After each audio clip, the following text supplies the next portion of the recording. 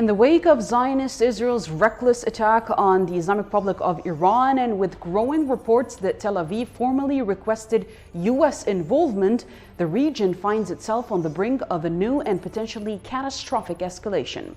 While the Trump administration has so far refrained from direct military engagement, the strategic alignment between Washington and Tel Aviv is undeniable, and Hezbollah in Lebanon is watching closely.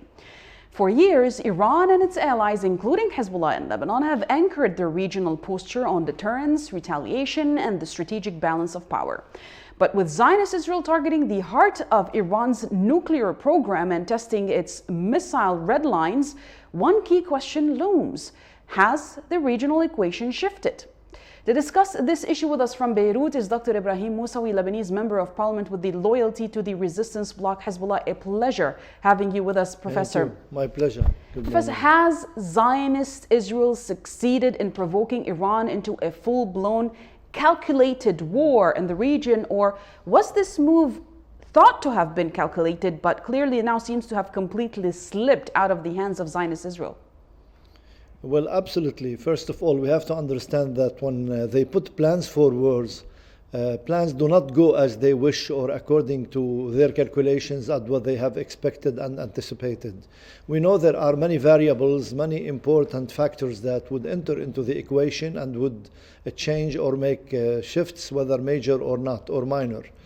Now, as for the Israelis, they have put high expectations. Everybody knows now that the Israelis expected that the Islamic Republic system and the regime in the Islamic Republic, the blessed regime of the Islamic Republic, would have collapsed after the very severe and the severe hits that they have dealt to the system, especially this surprise attack that they did along with camouflage from other members or from other elements, namely the United States of America. Now, I would say after the continuation of the Islamic Republic capabilities, the army of the Islamic Republic, the Revolutionary Guard of the Islamic Republic, the resolve, the will, the determination to fight back against the Israelis and these devastating blows that have targeted Tel Aviv and the heart of the Israeli Zionist regime, then I believe this has flipped away from their hands, and I believe all of these illusions that they have fed their people and their minds about it is going to fade soon, inshallah. Professor, look, we're watching everything unfold really fast in the region, and given Zionist Israel's recent strikes on Iran and its request for direct U.S. participation, how does Hezbollah in Lebanon view the risk of regional escalation, and is Lebanon inevitably going to be part of that equation? Well, at the moment, we're not in a position to say anything about this. Why would we explain or say what's going to happen from our side? I mean, anything that you would say would boil down to the Israeli interest. If you say you're going to be part of the front, then they would make it use as an alibi or whatever. If you say you're not going to be part of it, also they will benefit and they'll make sure that you have aligned yourself or you have committed yourself to if you want not to join. So as for now, I believe the constructive ambiguity is the best thing to do, not only for Hezbollah, for all those who could be part of this front against the Israelis. But it is very important to understand now the whole region, whether you talk about systems and governments, people, the Israelis, if God forbid, if they were able in any way to deal Iran devastating blows that would dictate their own conditions, then I believe the whole region would go into the Israeli era, which I am sure that it's not going to happen. But they have to put into their calculations and into their account all of the regimes and the systems and the governments and the people that they will be servants and slaves in this monopolic power, regional monopolic power represented by Israel. I fully understand the position here and the importance of keeping things on low profile at the moment, but Hezbollah often, Professor, emphasizes the deterrence equation. This is what made Hezbollah powerful throughout the 26, 27 past years, and even more than that. Where does the Lebanese resistance stand in all of the escalation today, even if they don't want to join? Where do they stand on the Lebanese side? I mean, they are the closest to the Palestinian territories. What role might they play maybe to reinstate deterrence, if not in the region, at least in Lebanon? This is something that we would rather not talk about now. I believe it would be very wise and very sober not to talk about it, I believe. I completely understand. Then if we say the same question, but for the Islamic Republic of Iran, what can they do to reinstate deterrence besides bombing what we see, the metropolitan area in Haifa, in Jaffa, known as Tel Aviv, and the very important military and economic parts of Zionist Israel? How can they reach deterrence? Because it seems that they keep bombing, but the Israelis keep returning and bombing Tehran and other places again. So what would stop that? Actually, I believe that this is who is going to cry first. I believe Iran has always been used to kind of suffering and to kind of patience, strategic patience. They have gone into the imposed war. Now you're talking about the imposed war that has been launched by Saddam in the 80s, and now you're talking about another imposed war by directly the Israeli regime against Iran. Iran, you're talking about a continent compared to occupied Palestine, which is around 27,000 square kilometers, and you're talking about more or less 1,700,000 square kilometers. You're talking about a continent. You're talking about very important people who follow or they throw their support behind the leadership. The kind of things that has Iran suffered recently during this surprise attack against it would have collapsed any other regime. The kind of assassinations that happened, the kind of targeting that happened to the nuclear facilities and to all the military facilities. But this tells you very importantly that the people there, they follow their leadership. Even those who oppose, severely, harshly oppose the system, now they know very well that the kind of war that Iran is doing is completely legitimate war to defend its own people after the Israelis done what they have done. And I remind you here, Iran is going to emerge victorious from this war. Iran has already installed the deterrence. Of course, they are going to continue to receive hits from the Israelis, but the Israelis as well, they are being hit severely by Iran. Remember that when you talk about the Israeli capabilities, you're talking about European countries, you're talking about Britain, you're talking about other countries and Germans and the Americans. They are supplying them with high tech, they are supplying them with everything possible. Now, when you talk about the regional scene, what has happened from Pakistan is a very important position by the government in Pakistan and the people as well. And many other governments as well, but Pakistan in specific, because they unanimously agreed to not only support, but to get involved. This is one thing. And the other thing here, you're talking about a neighboring country. You're talking about common borders together, and this will help a lot, I believe, one way or another. Mm-hmm. Well, Professor Ibrahim Moussaoui, some argue that Zionist Israel is kind of playing a contracted role for the United States in the region. Do you see this latest Israeli anti-aggression as an independent move here, or maybe part of a broader American strategy to contain Iran and prevent it from acquiring a certain right of protecting its land and its interests by securing nuclear power? Absolutely not. I believe the Americans are a big part and parcel of the attack.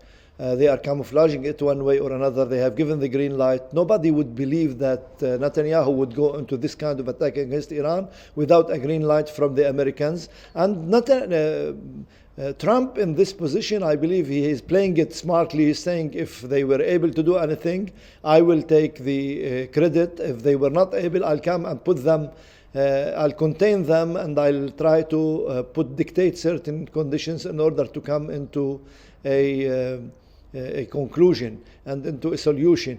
My estimation, it's not going to last long. My estimation that the Israeli front cannot stand and cannot endure the kind of bombardment that the Iranians are doing. I believe Iran is still at the very beginning of using its capabilities. That's why the Americans and the Israelis are going to make another calculation for the time being. There's a very important question that a lot of people, especially on social media, Professor, are asking, and that's about how far Zionist Israel can go. And we all know that there's a doctrine, there's an option called the Samson option, because we know Zionist Israel does have nuclear capabilities. And there's that Samson option that Israel usually speaks about, which is Israel's deterrence strategy of massive retaliation with nuclear weapons as a last resort against a country whose military has invaded or destroyed much of Israel. I don't know where to start there, but what if would be the question. How do you answer it? Well, I believe this is not something that the Israelis can take an independent decision about it. This is something that is going to be tackled on high levels in the United States of America. And I don't believe with all this criminal gang that is there in the Israel, that they are going to go into that. The highest thing that they might use, we can talk about tactical nuclear capabilities to attack certain sites, and then they come and say we have, for example, get rid of the Iranian nuclear project. This is the highest that they can do if they are going to do it, but I don't believe that it is that simply will happen. Mm-hmm. Well, it sure sounds like a lot of people are afraid, especially in the region, of this issue, especially regimes that depend on Zionist Israel and the U.S., but let's not get there now. With the U.S. Really continuing to back Zionist Israel, unwavering support politically, militarily, do you believe that diplomatic pressure or mere military resistance here is the more effective language in the current phase? You think that Iran should go to diplomatic measures? I mean, diplomacy is out of the question now. You're talking about full-fledged war. You're talking about war that is happening on the highest levels. Mind you, Trump keeps saying, sorry to interrupt, but Trump keeps saying that I want to make a peace deal between Israel and Iran, but we're seeing U.S. and British destroyers and battleships approaching the region. I mean, just to remind you, he has been talking about peace between Russia and Ukraine for more than 2-3 years, and he has never reached anywhere. I believe diplomacy now is in the freezer, and the voice is, and the sound is the sound of the battle. Mm-hmm, mm-hmm. So what about the U.S. and British destroyers? Just before we started this interview, I was reading that we had new U.S. destroyers join the already ones that are operating in the region. Some of them are actually coming to the Mediterranean, not only towards the Strait of Hormuz or the Persian Gulf there. Do you think an escalation would help Zionist Israel, or would actually spell the end of U.S. interests and military bases in the region? I believe Iran has so many strategic cards to play still. I mean, we can talk about Hormuz Strait, we can talk about Bab el-Mandeb as well, with the Yemenis are there. Mm-hmm. The destroyers have fled from the Yemen. What do you think of Iran? I believe this is a kind of, I don't want to underestimate the military power of these destroyers, but I can tell you that it's also, they can change them into rubble, and they could be a tomb for those who are there. And I believe also that Iran is in a position to target them more efficiently than in the past. The only thing that they can do, it's a message of moral support to the Israelis. I don't believe that they can change the formulas or the equations in the ongoing offensive. Definitely, and it's very interesting times that we are living in. As a Lebanese southerner myself, Professor, you know how I'm passionate about this. I cannot be any more happy that I'm seeing such an entity that has destroyed, killed, committed genocide against our people in Palestine and our people here in Lebanon, in Syria, Yemen, Libya, Egypt, Iraq, Iran, you name it. I couldn't be any more happier that this arrogant entity is taking what it deserves. No, I'm not going to be objective about it. I want to thank you immensely. Your happiness is echoing through the hearts and minds and tongues of all of the Arab and Islamic people and all those who believe in humanity, because this evil entity it should be put into an end. I want to thank you very much, Professor Ibrahim Moussawi, member of the Lebanese parliament, part of the Loyalty to the Resistance bloc, Hezbollah in Lebanon. Thank you very much, and thank you for your contribution to our show. Now, ladies and gents, as Israeli entity warplanes target Iranian nuclear infrastructure, and after they had assassinated high-level Iranian commanders and scientists with intelligence and diplomatic cover from Washington, legal and ethical red flags are rising across the international landscape. While Zionist Israel tries to hide its terrorism behind so-called preemptive security measures, critics argue the strikes represent acts of aggression, acts of war, actually, in violation of both Iranian sovereignty and international law. Now, the language of human rights, international norms, and sovereign defense has become increasingly distorted. For decades, Western powers have labeled Iran, who has never occupied, attacked, or bombed anyone, as a destabilizing force in the region. They're blind towards Israel, apparently. Yet they remain silent and now fully complicit as their allies, the Israelis, launched extraterritorial attacks with seeming impunity. Today, we turn to a voice that brings legal precision to this murky terrain. What does international law really say about such attacks, and where does justice begin or end in this one-sided declaration of war by Zionist Israel? To discuss this issue with us from Beirut is Dr. Omar Nashabi, lawyer expert in human rights. I want to thank you very much for being with us, Dr. Omar. Now, how do you legally interpret Zionist Israel's attacks on the Islamic Republic of Iran, killing commanders, scientists, bombing nuclear facilities, especially considering Iran's right to peaceful nuclear development under international law? Exactly. And I have to remind the viewers, first of all, that there was scheduled negotiations on Sunday, yesterday, and they were supposed to go for the negotiation table and discuss and continue to discuss the nuclear program, the peaceful nuclear program that is for scientific purposes, as Iran repeated so many times, and there's a fatwa by the supreme leader also. So it's very clear that the program is a civilian program. It's for medical purposes. It's for advance in science and technology. And the negotiations were ongoing. And a few days before the negotiations that were scheduled, the Israelis assault a member state in the United Nations in violation of international law, violation of the UN Charter. But it comes at no surprise, because the Israelis themselves and the ambassador to the United Nations, the Israeli ambassador to the United Nations, had I think a couple of, more than a year ago, in front of the whole world, in front of the General Assembly, he took the UN Charter and he got a shredder, and he shredded the UN Charter. So this was a clear message. People thought that this was only symbolic, but it was a clear message that the Israelis do not respect international law, do not respect the United Nations. They went on after that to kill the largest number of United Nations employees in the history of the United Nations. No one in the history of the United Nations killed so many United Nations employees and bombed United Nations schools and hospitals with the blue flag flying over it, with the map of the whole world. This entity, this Israeli criminal entity, is challenging the whole world. It's challenging the International Court of Justice, where there are some decisions, three orders that are legally binding, and Israel does not respect these orders. On the contrary, it disregards them completely. There are arrest warrants issued by the ICC, by the International Criminal Court, against Netanyahu and Gallant.